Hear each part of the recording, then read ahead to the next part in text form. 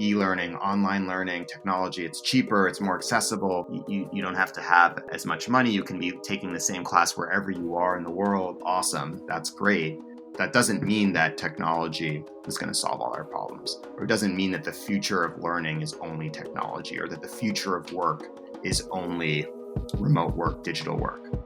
So let's question that assumption. Doesn't mean we know the correct answer, but let's start to have the conversation around what is the right interplay, what is the right balance. Welcome to Voices of Esalen. I'm Sam Stern. My guest today is Adam Poswolsky, best-selling author of The Quarter-Life Breakthrough. Adam has spoken widely about millennials, employee engagement, and intergenerational collaboration at a host of Fortune 500 companies and universities. He's also a leader at Esalen, where he's well known for an experiential seminar called Digital Detox, based around responsible and balanced engagement with technology.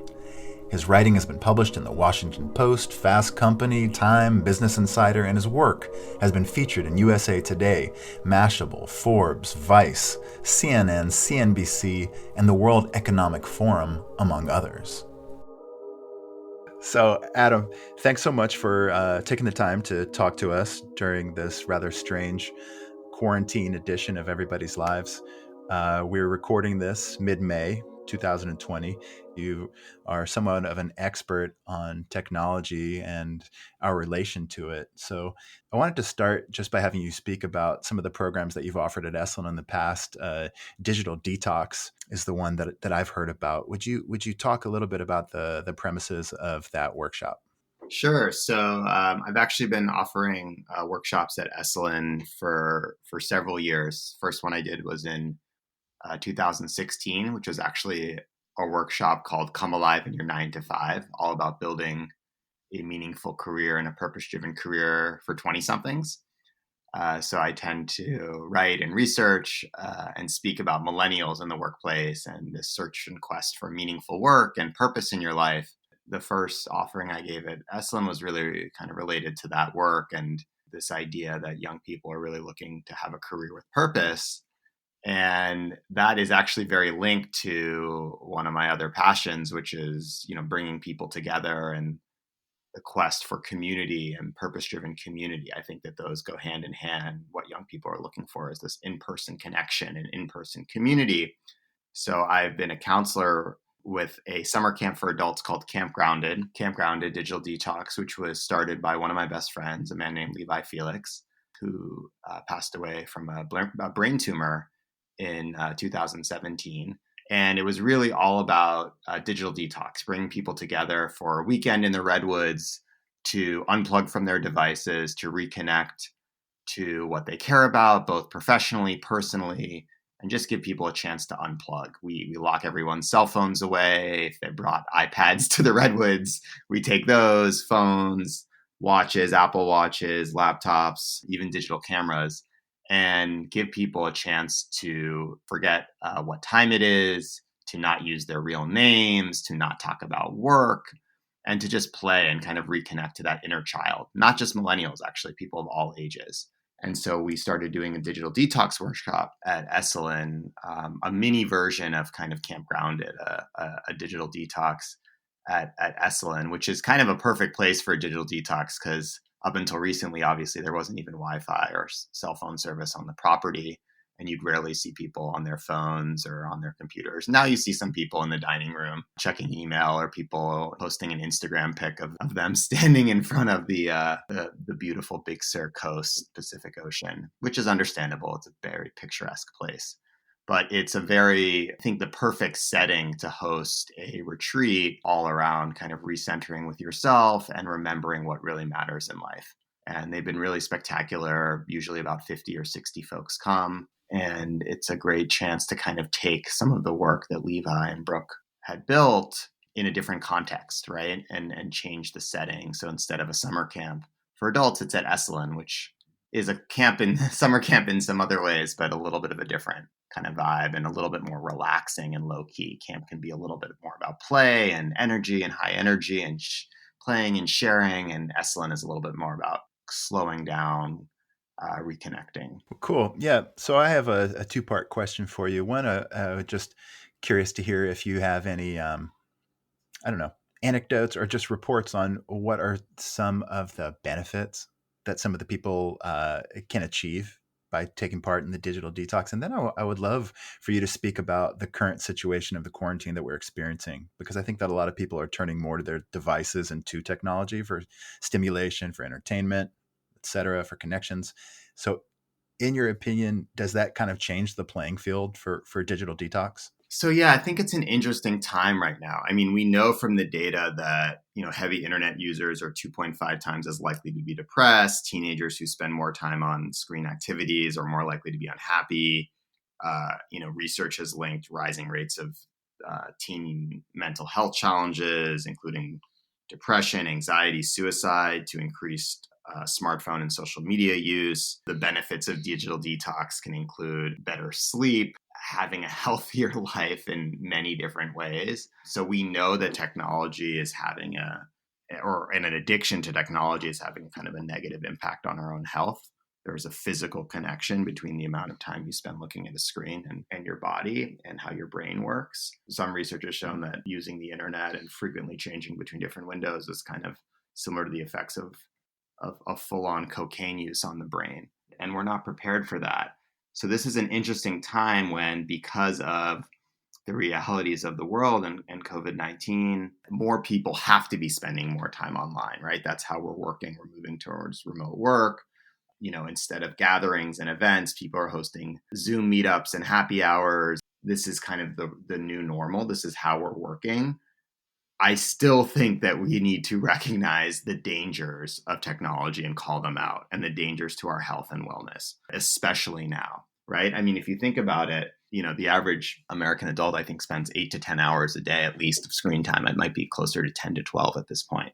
That's actually not just young people, that's people of all ages. That was before coronavirus. So if you think about that now, with most people spending their time working from home, likely looking at a screen in most cases, and then maybe even after work watching Netflix, this is super dangerous. So on the one hand, I want to kind of highlight that, hey, these tools can keep us together in a time when we're becoming increasingly disconnected, right? This idea of being together while we're all alone in our homes. And I've been hosting a Zoom Shabbat every Friday night of people lighting candles and friends and family gathering and saying a prayer and thinking about those who are sick and getting a chance to sing together and laugh together and cry together. It's really powerful, especially when we're all going through this collective pain and grief and sadness. I think it's important to recognize that these tools are powerful and they can bring us together. And we need to make sure that we don't let these tools overrun our lives, especially now. So as always, and Levi would say this, it's a balance, right? The motto of Digital Detox, Camp Grounded, was disconnect to reconnect. So a lot of people will look at something like Digital Detox and say, oh, these people, they're Luddites, or they're saying, forget the devices. You don't need them. Just go off into the woods, disconnect, go on a quest, spend, you don't need a phone. Like, you just look up at the trees. You'll be able to make a living. You'll find happiness and joy. I mean, that's crap. We all know that most people are likely to rely on technology in their lives. That's cool.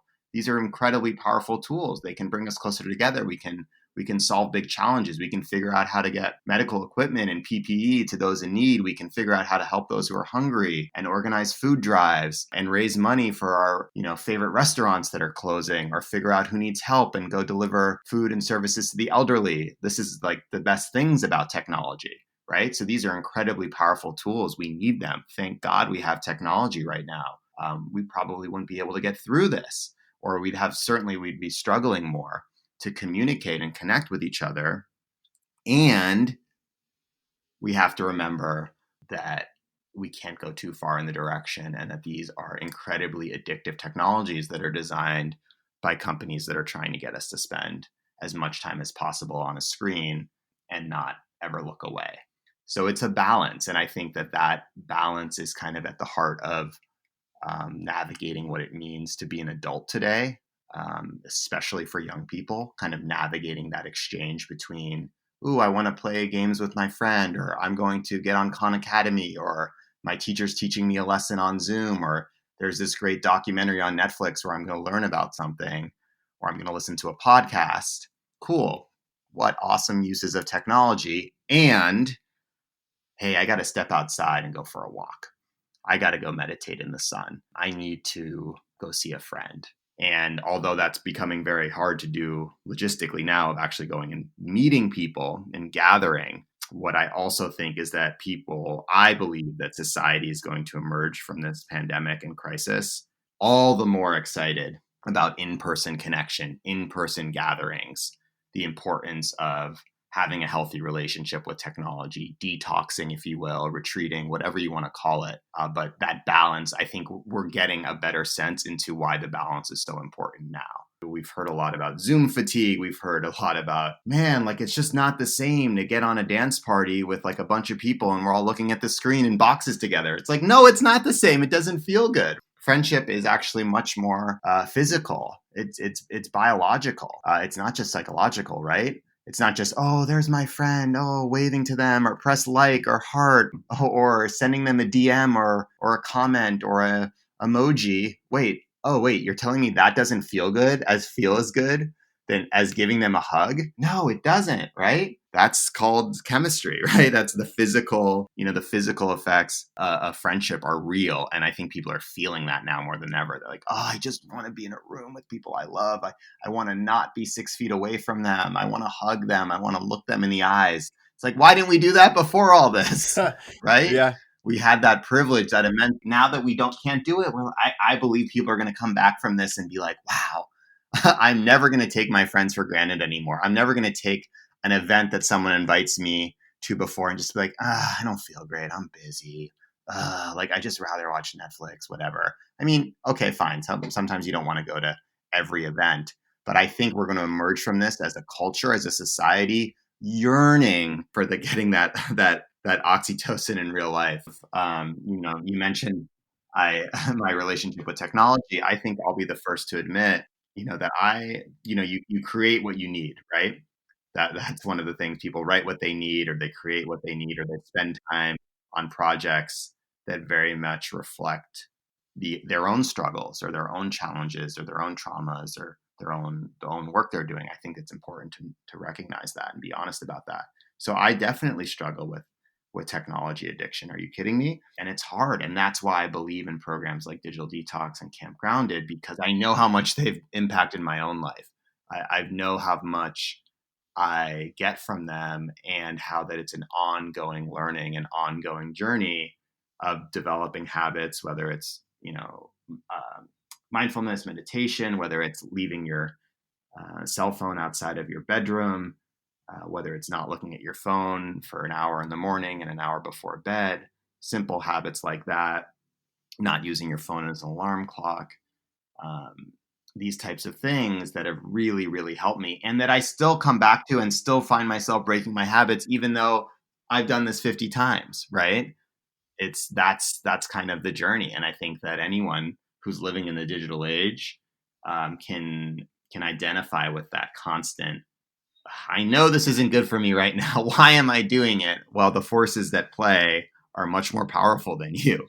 The forces that are manipulating us to, watch another episode of an addictive show on Netflix, that are, sending us push notifications every time someone likes a Instagram post or a Facebook post.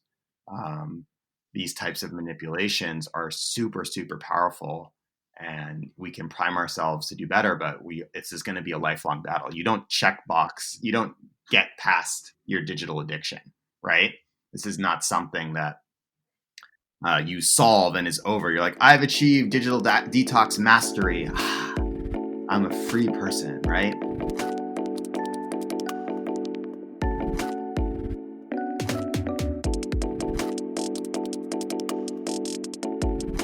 Yeah, I was just struck by how important the work that you're doing actually is going to be, because you've referred to yourself in the past as a millennial workplace expert. And so there's going to be this new reliance on working from home. And that's not only going to redefine how jobs function and companies function, but it is going to increase the frequency with which we interact with technology. Do you think it will behoove the typical millennial to kind of figure out some technologically delivered mode of work? Or would it be wisest to zig when other people are zagging and, I don't know, create some sort of non-technology based work value that they can offer to others? I mean, I think that's an interesting question. I think that it's both. I mean, I think that this is kind of the so my new book. I'm working on a book called Friendship in the Age of Loneliness. The book doesn't come out till May of next year, and it's really just about the power of being a good friend and the power of in-person connection. So I was talking with my agent about this and saying, hey, like, is this book even relevant anymore? People are going to read this book during coronavirus and be like, I can't even, I what do you mean in-person connection? I'm online. Everything is online.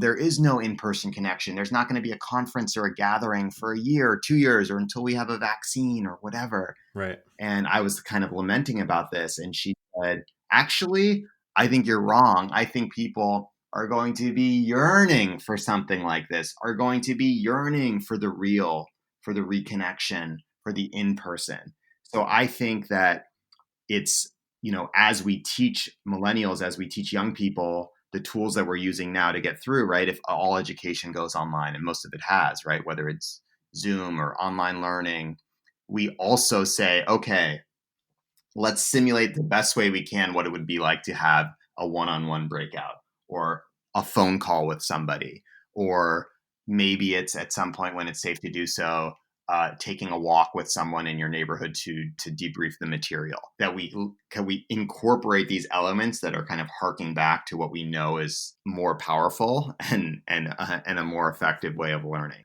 So I think it's both, but I think that you're right. There is going to be some things that we don't go back to. A lot more people will never go back to an office because the office was expensive. A lot of people don't even like going into the office. They have to spend 2 hours commuting. They don't get to see their families. They're in traffic. They're more productive at home. Cool. I think that that's okay if we do that in a way we remember the power of in-person connection, because a lot of the data now, this was before even the pandemic, was showing that people want remote work. They say they want it, but then they also say that they miss their coworkers and they miss their friends, and that the average person doesn't have a best friend at work. And that one of the things that people get a lot of meaning and joy and purpose from at work actually has nothing to do with it has to do with the relationships they have at work. Can people have those relationships just on Zoom? And if we're all spending all day long just working remotely, working digitally, are we getting as much out of it? Right? What are we missing there? Are people going to find that long-term as meaningful? So I think these are conversations that are evolving that we need to have. There's not a right answer, but I would say that the right answer for now is let's be cautious, or let's pump the brakes a little bit on, digital remote work is amazing. It's like, okay, there's some benefits here. And what are we losing? I think a lot of people, when I talk to young people, I did a talk for high school recently. If you can imagine being a senior in high school right now in this moment, right? All the things that these kids are missing out on: graduation, prom, senior week, their summer internship, getting excited about going to college in the fall. Like, this is such a transition, monumental time. And a lot of them are nervous. A lot of them are like, what's the point of going to college? I'm going to spend tens of thousands of dollars and go into student debt, and I don't even get to go to a campus. I'm in my mom's basement still.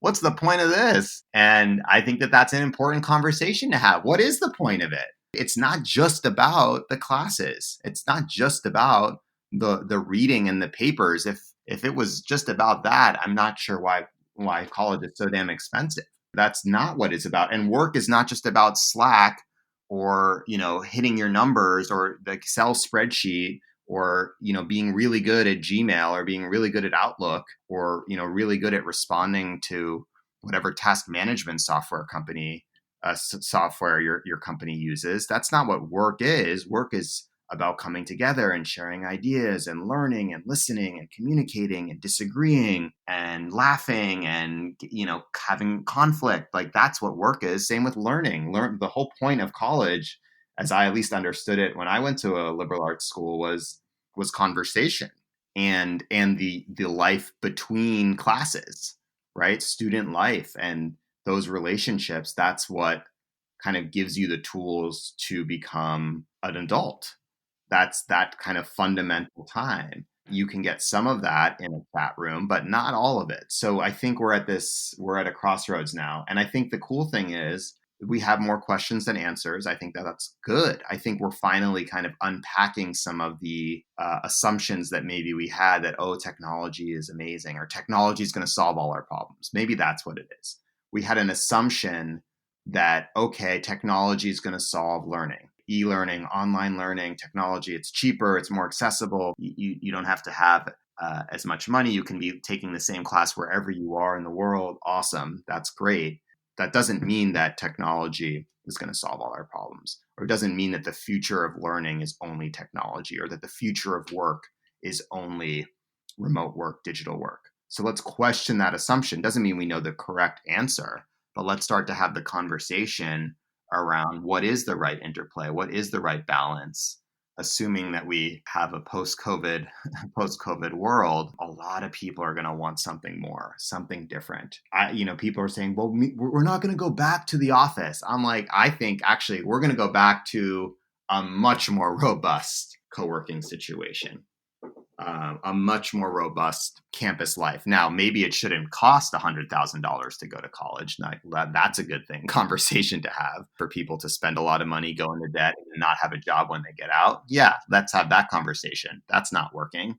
But that maybe we can rethink, we can have, some stuff be online, but also people do projects or travel together or meet up together and do service learning projects in person, or have meetup groups, whatever it is, that let's question these assumptions that we've made that technology has our best interests in mind, and that technology is going to solve all our problems.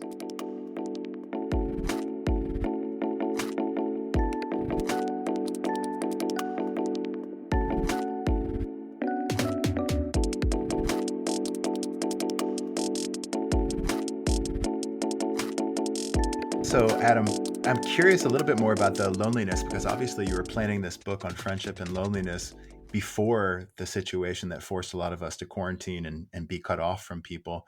I'm curious about your personal experience with loneliness, where loneliness has touched you and why you felt that it's this, issue to apprehend.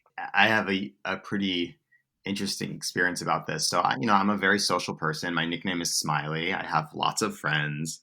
I, for a living, share my work. I'm an author. I'm a speaker. I get to interact with people. I'm a counselor at things like Camp Grounded. I, do these talks for students all around the world. I speak at companies. So I interact with a lot of people. So I have a lot of social interaction in my life, which I'm very blessed to have. But I still sometimes feel very empty inside, and I feel very lonely. And I'm Smiley, right? And I have all of these people that I get to interact with. So if I'm going through this, and if I'm experiencing this loneliness, this sense of comparing myself to others, and the fear of missing out, and the social media jealousy, and I wonder, I'm being left out. Something else is happening. Why am I not there? Why wasn't I invited? Or what are all the other options? Or just this sense of really being alone in a very complicated, overwhelming world where things are moving so quickly. Yeah, if I'm experiencing that, so is everyone else. So are many people.